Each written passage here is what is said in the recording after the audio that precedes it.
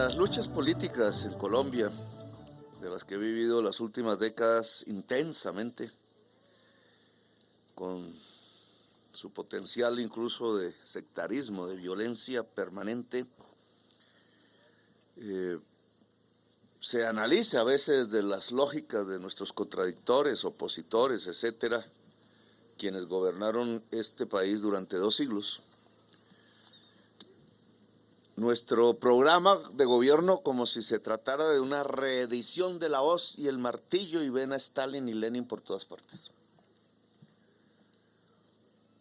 Sueñan con fantasmas que les parecen pesadillas, pero no han podido descubrir cosas simples. El origen del programa del gobierno actual en Colombia, Colombia Potencia Mundial de la Vida, se llama así. Uno podría decir que nació aquí. Uno podría decir que no está en Leningrado, ni en Moscú, ni en Pekín, ni en La Habana, ni en Caracas, etcétera, etcétera, etcétera. O a veces dicen que en Hamas, por allá, en tierras lejanas, en Teherán, o en la Libia de Gaddafi. No, ese programa Colombia Potencia Mundial de la Vida nació aquí, en este valle tan hermoso, que es uno de los lugares más hermosos del mundo. Del mundo. Yo de 21 años llegué por el otro lado, por Mingueo, caminando. De regreso se me rompieron los zapatos y llegué descalzo. Nadie me recogía porque era un pelado. Para unas camionetas, 4 de esas. Yo no sabía por qué echaban tanto polvo y por qué no recogían a nadie. Después descubrí cuando llegué de noche a Mingueo y un jovencísimo policía me protegió porque ahí mataban a la gente después de las 7 de la noche. Amanecían en un caserío que es Mingueo, de 2 calles, todas las mañanas amanecían los cadáveres. Y yo no sabía en qué me había metido. Empecé a comprender la realidad colombiana. Ese viaje de joven aventurero, revolucionario, sí. Conocí por primera vez los pueblos indígenas de la sierra y conocí la sierra. Hasta arriba, 13 horas caminando. El pueblo Cogi. Y empecé a entender cosas que no comprendían. Eso del desarrollo, por ejemplo.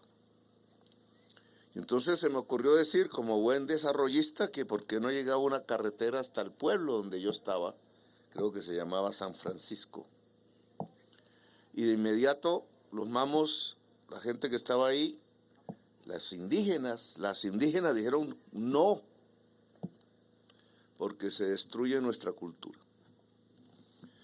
Y entonces, claro, eso era un choque para mí, como así. Entonces no se puede traer la luz eléctrica, no se puede traer la carretera pavimentada. Es más importante la cultura que el pavimento. Y entonces empecé a descubrir otra manera de pensar, otras concepciones que no son exactamente las que le enseñan a uno o las que podrían estar alrededor de uno. Empecé a entender la inmensa diversidad cultural de Colombia, su origen diverso que se acopla a esta inmensa diversidad natural.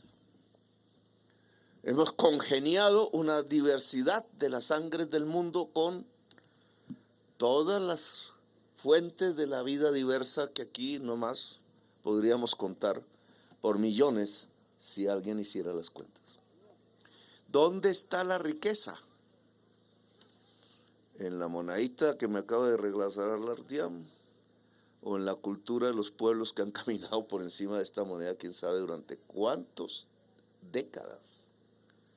Está en la cultura.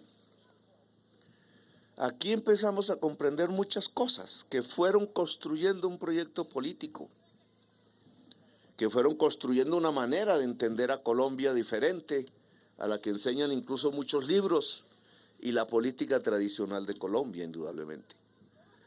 Casi por esa misma edad me quedé a dormir una semana en Valledupar. No lo conocía tampoco, llegué Y estaban los jóvenes de mi edad ahí, de la ciudad, de clase media alta más o menos, también con unas camionetas, ¡oh! Eso que se rechinaban cada vez que me cogía de los lados para... Y cómo se expresaban de los indígenas que yo había conocido. Y la manera como se expresaban no eran más sino las mismas que debieron haber sido las palabras de los conquistadores españoles cuando intentaron llegar hasta este lugar. De conquista, de menosprecio, de odio a lo que consideraban menor que ellos, los pueblos originarios de estas tierras. Y después empecé a entender por qué mataban indígenas, por qué violaban, por qué le quitaban sus tierras. Y después empecé a entender que en ese mundo de la violencia que se desató, las riquezas que decían no eran las riquezas. Tuve contacto en mi congreso, siendo joven congresista, con Álvaro Araujo, y él me llevó a pensar que la riqueza del Cesar y su redención era el carbón. Empezaba en ese momento a despegar una inmensa riqueza, entre comillas, de exportación de Colombia, lo ha sido durante décadas. Somos el 5º país mundial de exportación de carbón.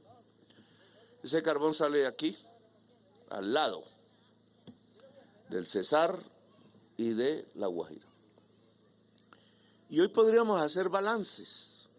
Hoy podríamos ver si las visiones de desarrollo que se tenían, el carbón, la pavimentación, la gran hacienda, el poder conquistador y armado que se piensa blanco y que aniquila las diversidades, era lo correcto para el Caribe, para Colombia, para el mundo, o si las maneras de pensar que aquí se desarrollaban y no se tenían en cuenta una visión indígena, una visión concomitante con la naturaleza, era una cuestión de hippies, de románticos sin destino, a veces de revolucionarios perdidos, o tenía razón.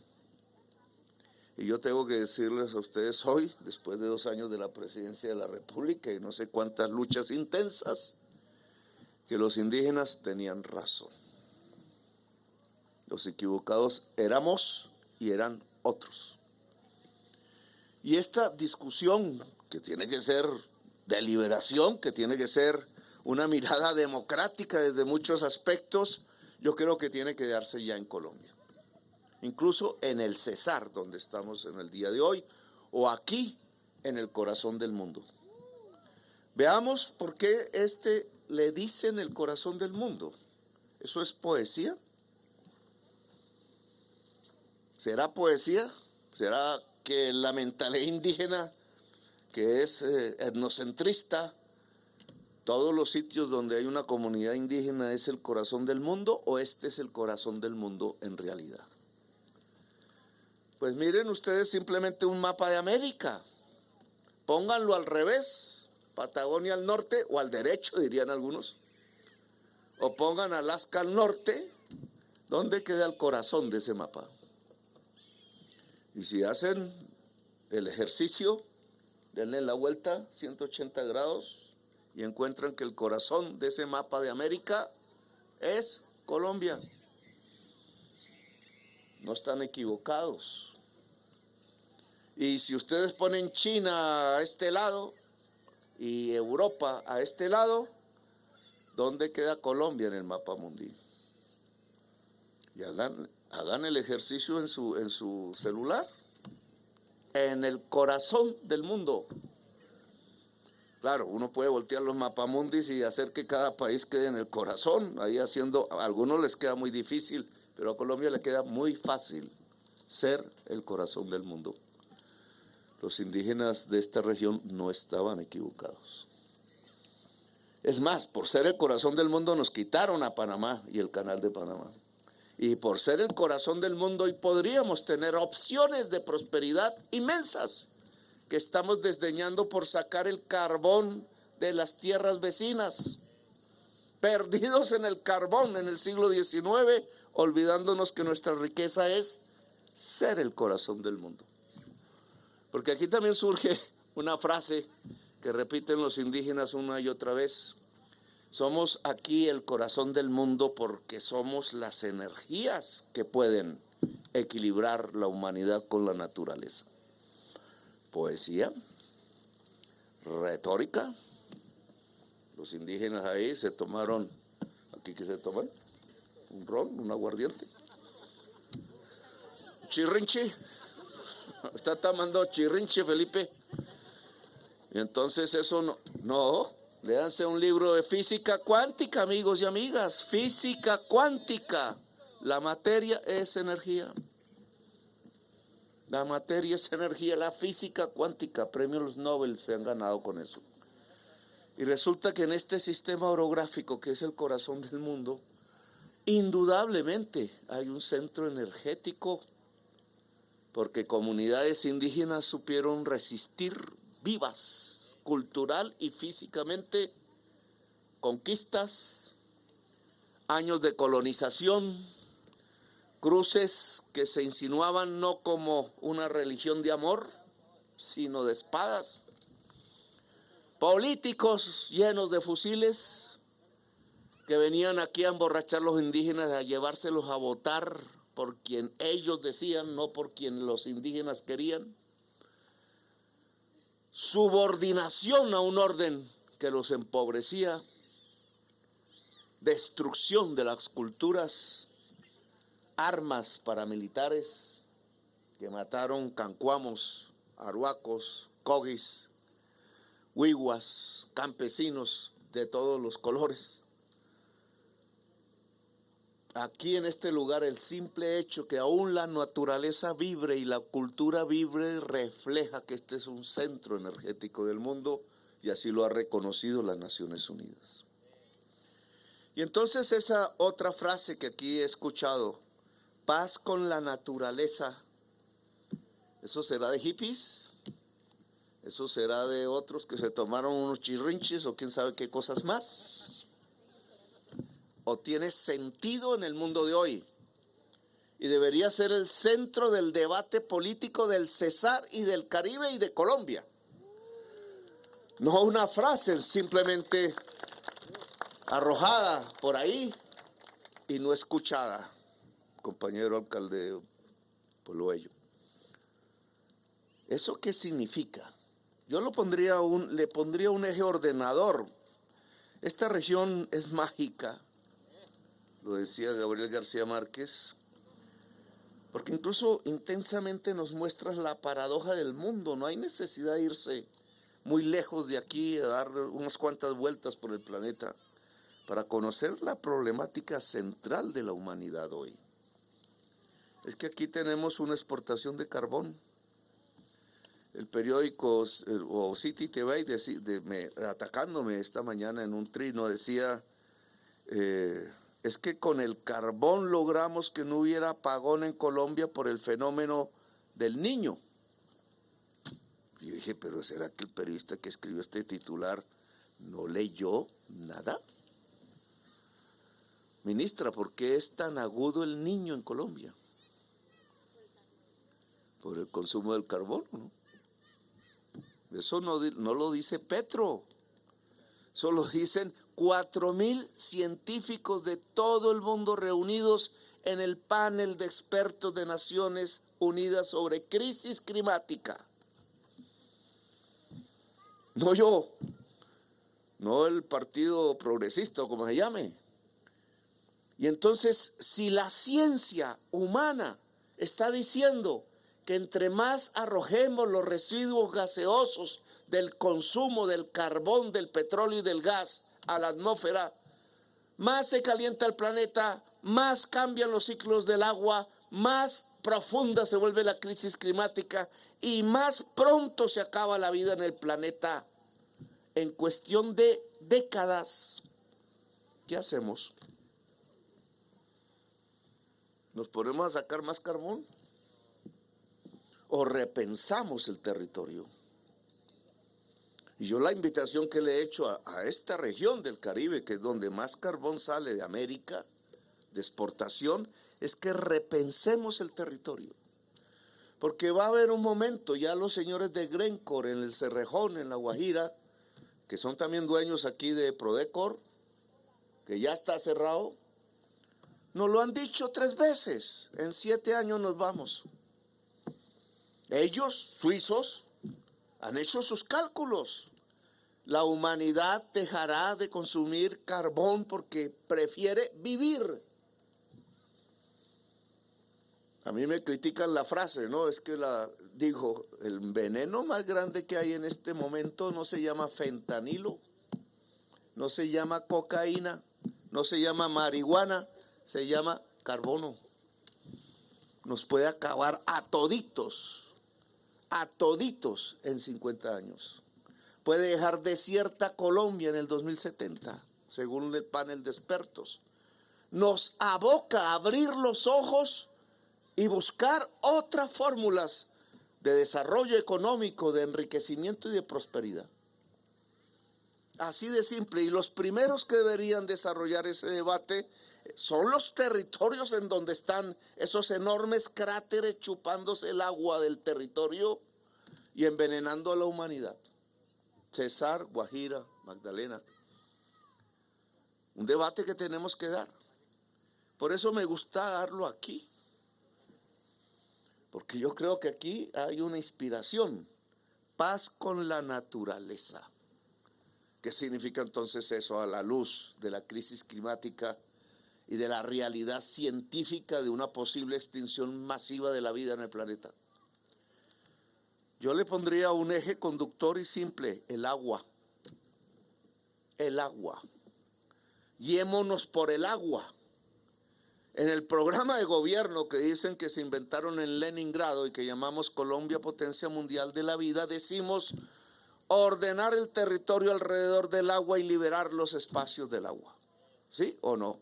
Ley de la República hoy, porque es el Plan Nacional de Desarrollo. Ley. Y entonces si yo cojo este río Fundación, que llega a las bananeras, ¿cierto? Y ordenamos el territorio alrededor del agua y cogemos este río como ejemplo que pasa por su pueblo, alcalde, ¿cómo sería un pacto alrededor de este río y de este agua? Para volver realidad la ley del Plan Nacional de Desarrollo, la ley. Deberíamos hacer un gran encuentro de pueblos, de comunidades, de autoridades, de empresarios y campesinos, de comunidades indígenas, de comunidades afrodescendientes, etcétera, que hicieran un pacto, en mi opinión, alrededor del agua. ¿Llevamos la carretera a los nacimientos del agua de este río? ¿O sembramos todos los nacimientos para que este río lleve más agua abajo? ¿Cuál de las dos es más inteligente, gobernadora? ¿Cuál de las dos? Propuestas, puede haber más. Y si no pensamos no solo en este río, sino en 36 ríos, uno ya se acabó, que son los que nacen en toda la Sierra Nevada. Y vemos la problemática de agua potable en Valledupar y municipios, vemos la problemática de agua potable en Santa Marta y municipios, y ni hablemos de La Guajira, que hasta un ladrón llegó del lado de nosotros y se robó el agua, las cisternas del agua. Y entonces la lógica de paz con la naturaleza no nos llevaría a una excelente idea, que es el agua que circunda las grandes ciudades del Caribe, casi que llegar hasta Ciénaga, no nace aquí. No tenemos que cuidar esto. No debe ser esto una reserva, no debe ser esto un parque natural. Pues ya parcialmente lo es. De 500,000 lo hemos ampliado a 670,000 hectáreas. El gobierno del cambio. Pero aquí se ha trazado algo que ha sido muy disputado, lo hizo Santos, que se llama la línea negra, ¿cierto? Donde las comunidades actuales piensan que es su límite cultural y biológico. La línea negra va más allá de la reserva. compañero Felipe Harman, que no me acompañó arriba, entonces le digo, el compromiso que nosotros hicimos aquí en campaña es que la tierra entre la reserva indígena y la línea negra se compra y se le entrega a los indígenas. Eso lo dijimos hace 2 años. Y me vinieron aquí a acompañar los funcionarios que han estado en el Ministerio de Agricultura y la Agencia Nacional de Tierras, etcétera, y no lo han hecho. Entonces usted tiene la orden del presidente de la República de comprar toda la tierra entre la reserva y la línea negra, delimitada ya por el presidente Santos, para ampliar el espacio cultural y biológico de los pueblos indígenas de la sierra, a los cuales les pido un acuerdo de paz, porque el corazón del mundo tiene que ser un corazón en paz, sin armas. La seguridad es esa, compañero alcalde. La seguridad es que no haya armas en la Sierra Nevada de Santa Marta, o como queramos llamar, al corazón del mundo. Y pasa por un pacto entre los pueblos indígenas que tienen su propia diversidad y sus propios conflictos.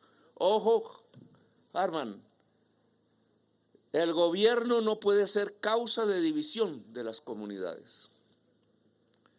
Aquí el gobierno hay políticos, les gustan los votos y entonces quieren la amistad de unos y las amistades de otras y no se van dando cuenta que con el poder del gobierno y el dinero público van ocasionando es el desastre de la organización indígena y comunitaria en el país y de las comunidades afrodescendientes y de las organizaciones campesinas. El Cauca es un ejemplo que no se puede reproducir en la Sierra Nevada, que ya casi no tiene nieve, o sea, casi no podemos hablar de Sierra Nevada. ¿Qué pasa en el Cauca? Las comunidades indígenas están en la cordillera en tierras no fértiles. Son múltiples, nazas, guambianos, etcétera. Aquí creo que hay un representante.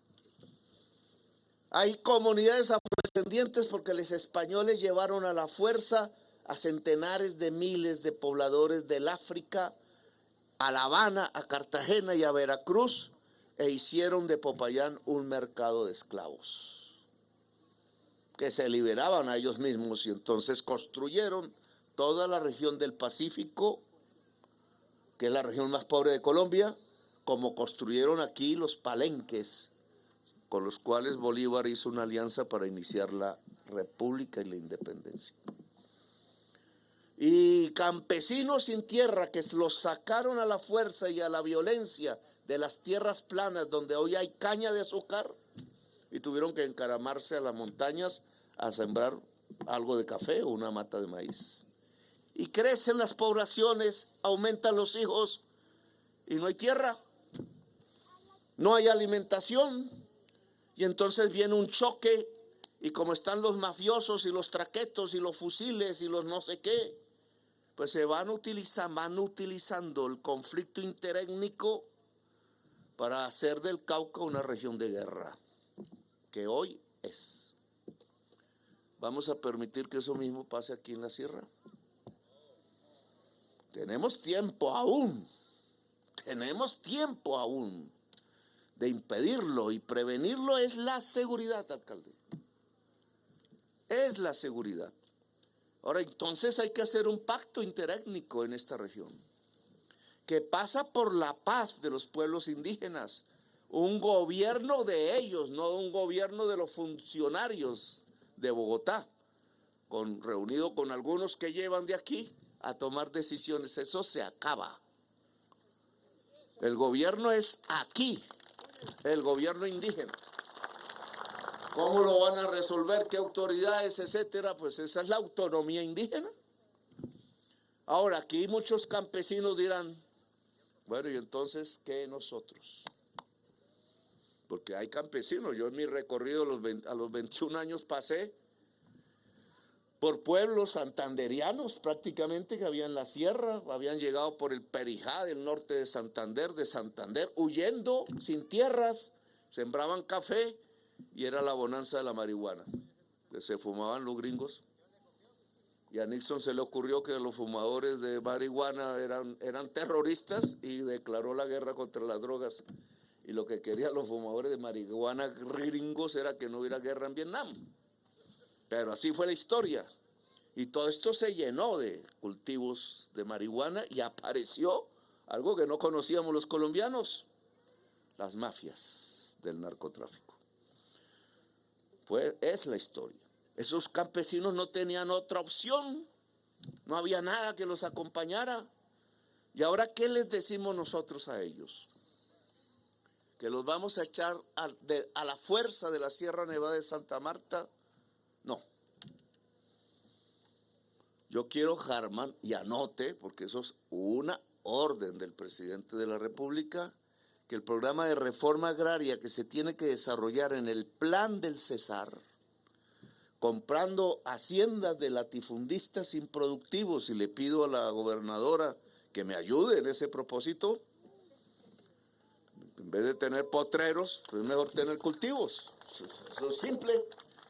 Entonces le podamos brindar a los campesinos de la sierra la posibilidad voluntaria de tener mucha más tierra, más fértil, cerca a las ciudades, en el plan del Cesar. Es decir, que tiene que abrirse un plan de reforma agraria para el campesinado que vive en esta zona, para estimular el que se puedan reubicar si quieren. Hablar con ellos, dialogar con ellos, organizar el crédito.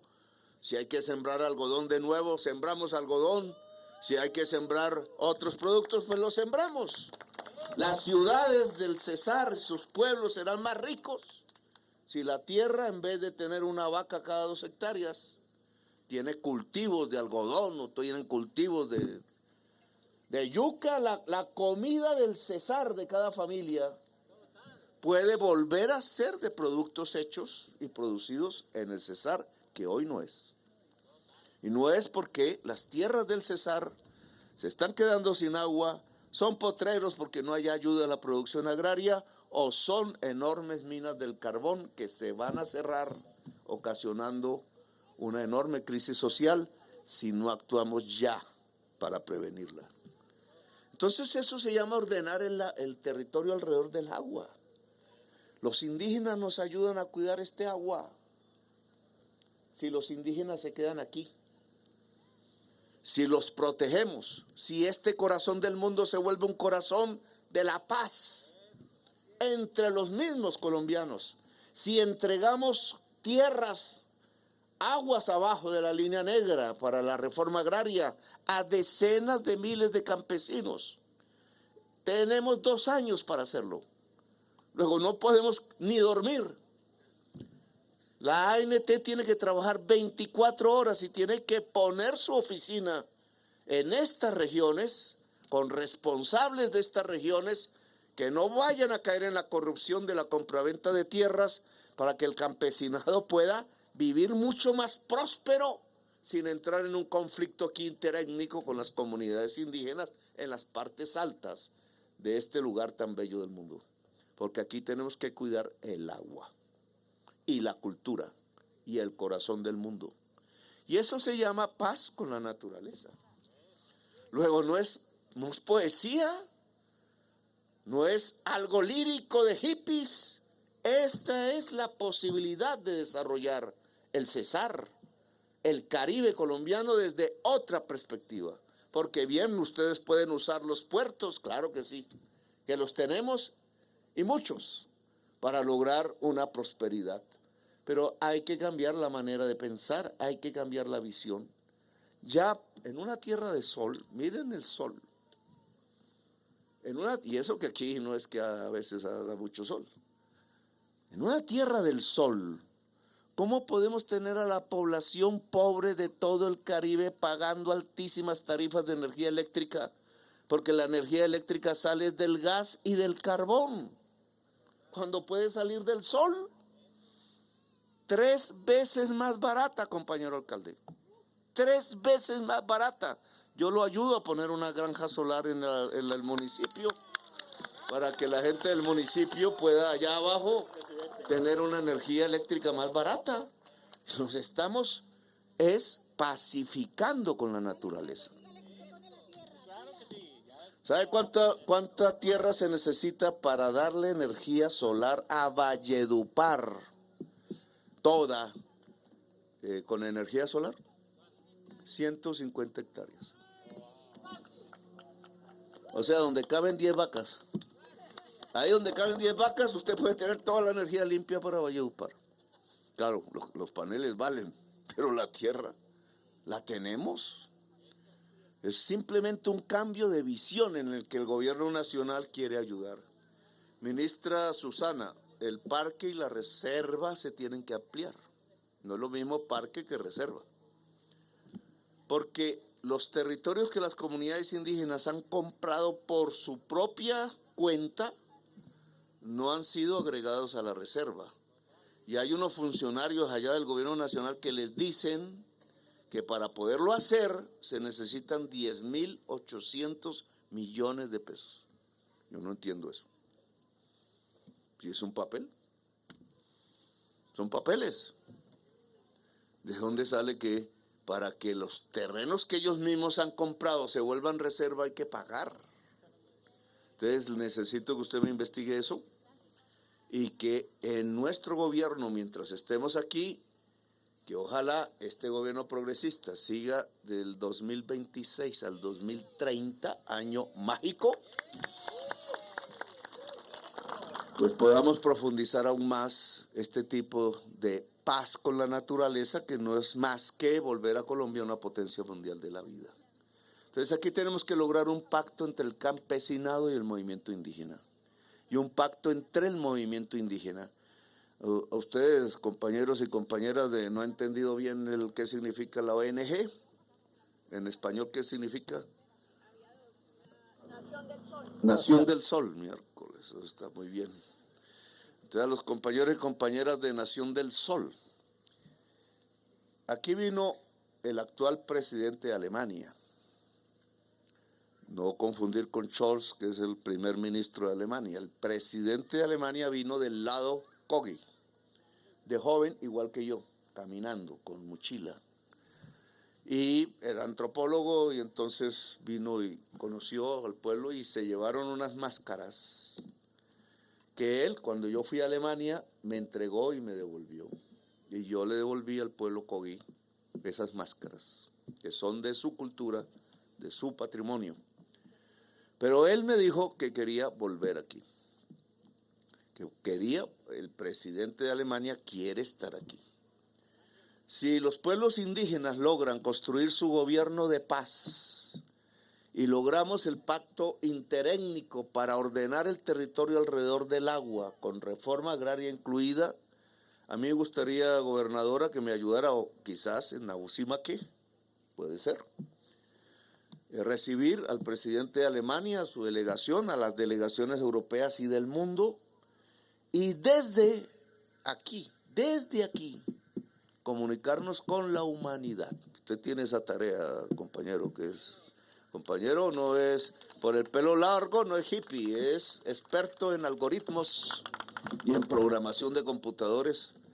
Y le he puesto la tarea, si quiere, de comunicar esta comunidad con el mundo.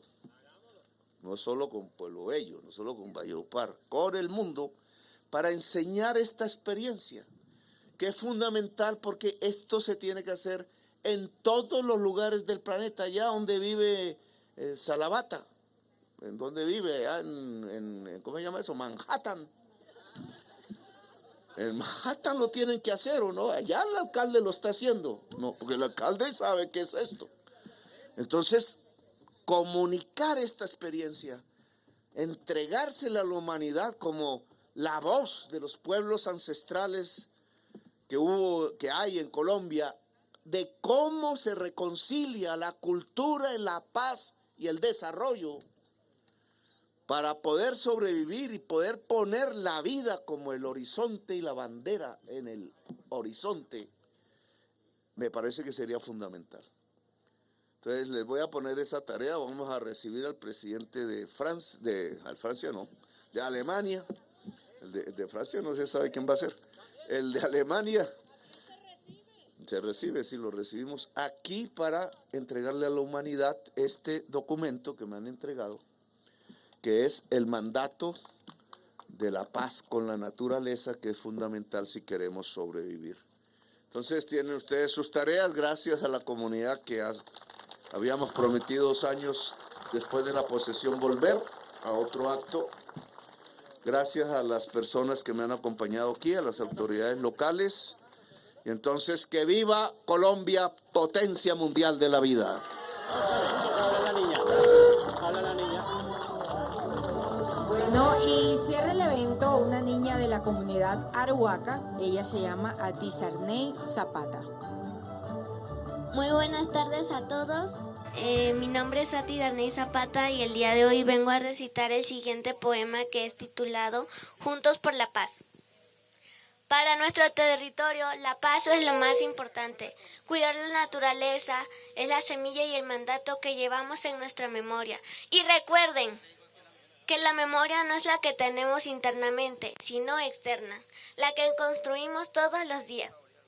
Esta es la razón de nuestra existencia, desde que nacemos y regresamos a nuestro origen.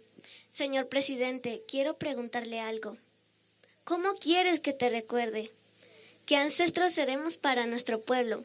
Mi mensaje para usted en nombre de mi territorio, que es tu territorio, es que juntos unamos nuestra voz como un solo pueblo, un solo sentimiento de amor, paz y verdad. Y que a través de esta existencia entendamos por fin que todos somos hermanos, hijos de una sola madre, nuestra madre tierra. Señor presidente del corazón del mundo, hijo de la madre tierra, usted es el corazón de mi pueblo, es mi corazón. Estas son palabras de aliento.